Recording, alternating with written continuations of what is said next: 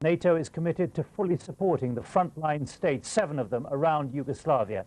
He said on the final day of the NATO summit in Washington that if Belgrade were to challenge its neighbors because of the presence of NATO, the alliance would be forced to respond. Earlier, NATO subjected several Yugoslav towns to another night of heavy bombardment. Among the targets was a transmitter of state-run Serbian television. So, on day 33 of NATO's air campaign, Serb television was once again forced off the air, although it is now broadcasting again. The Serb news agency says a bomb had damaged the power supply to the transmitter.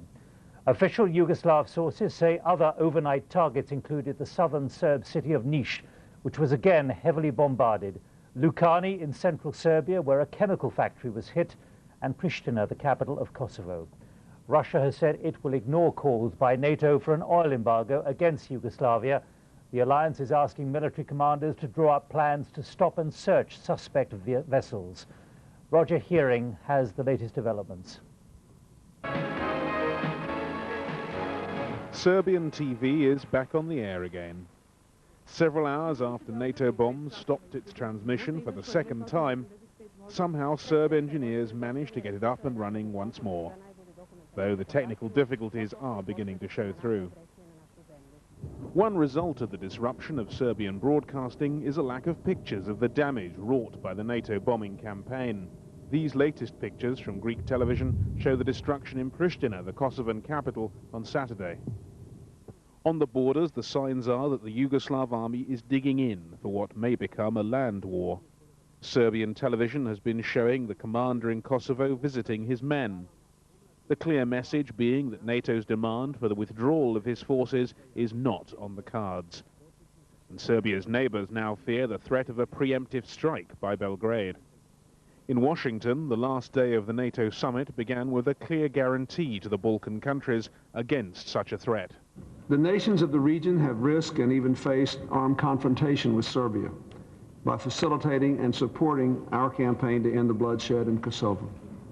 Yesterday, or Friday, NATO made its position very clear. We said unambiguously, if Belgrade challenges its neighbors as a result of the presence of NATO, we will respond. This is now to take concrete form. NATO has announced what it calls a political military solidarity action plan to promote peace in the Balkans.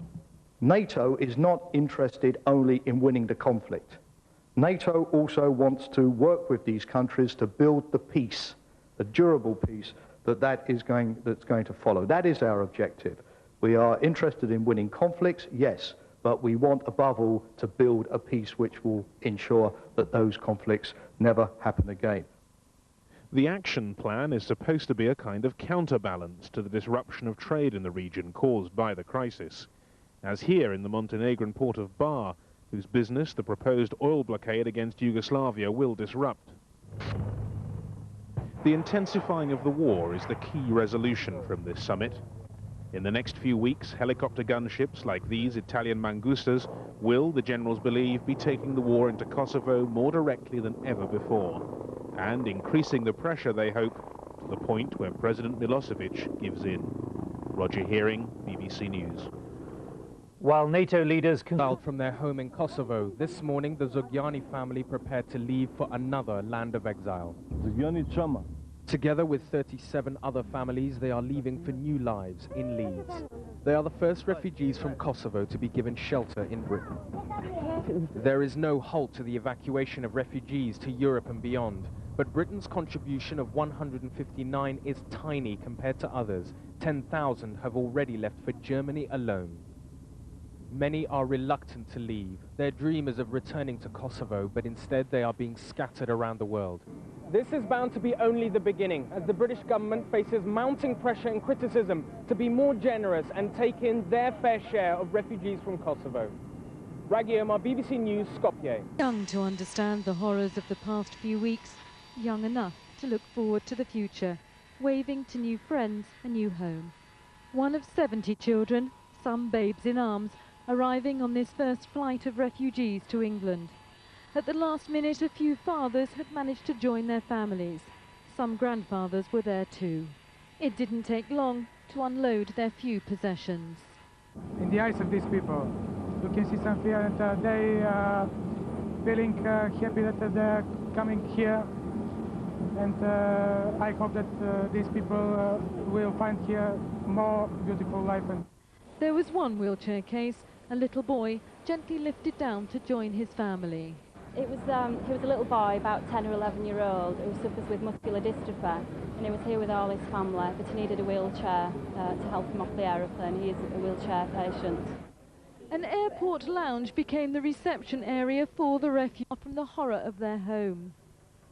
Nurses, doctors, paramedics, airport immigration officers giving up their days off to help ease the way forward for the refugees.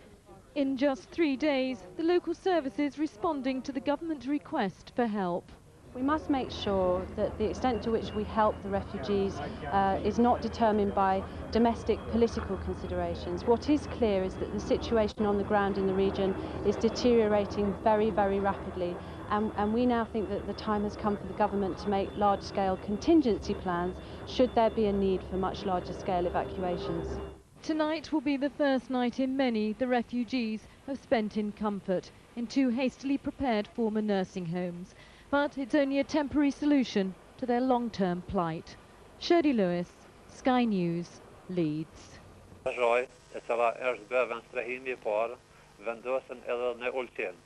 Ku sipas evidencës së shtabit të emergjencës janë mbi 34.000 veta, janë ndej në Plavë, Tuzë, Podgorisë e komuna tjera. Në Maltëzi janë të organizuar pare pak qendrat e vendosjes kolektive, kështu që refugjatët kosovarë detyrohen të paguajnë madje edhe çmime shumë të larta. Alcuni di loro sono stati già dimessi ed hanno fatto ritorno nei centri di accoglienza, ricongiungendosi con i loro figli. Le donne violentate, uccisi anche neonati, come Petrit raffigura. Stefan De Mistura ha visto al TG2 delle 13 il disegno di Petrit e ha voluto conoscerlo. Ora al campo di Kukes è diventato un eroe. È uno dei grandi danni e delle grandi ferite che questa guerra sta portando. Non sono soltanto ferite esterne, ma sono ferite interne. L'importante è che noi non li lasciamo soli, che possano esprimerlo, farlo uscire affinché diventi un trauma passato e non interno. Comunque lui è bravo, molto, perché ha disegnato esattamente quello che sentiva e ha avuto il coraggio di metterlo giù e non tenerlo dentro. Lo psicologo ha raccolto centinaia di drammi attraverso il racconto di bambini, documenti quasi fotografici che possono servire al Tribunale per i crimini contro l'umanità. Muri distrutti, serbi che sparano, tetti in fiamme, sangue dappertutto. Per lo psicologo un duro lavoro appena iniziato. Avranno bisogno di ritrovare le loro famiglie, di serenità e di tranquillità, e allora sarà un lavoro probabilmente molto lungo, che noi tutti insieme, sicuramente non bastano gli specialisti, ma ci vorrà uno sforzo secondo me generale che li aiuti a ritornare nella loro terra e a ricostruire quello che hanno perso. Ci sono stati scontri oggi pomeriggio a Distrana, in Veneto, tra la polizia e un corteo di pacifisti radunati nei pressi della base aerea per manifestare contro la guerra nel Kosovo. Dopo aver tagliato la rete di recinzione, alcuni uomini sono entrati nella zona militare. Uno di loro ha tentato di raggiungere la pista, ma è stato immediatamente fermato dai carabinieri.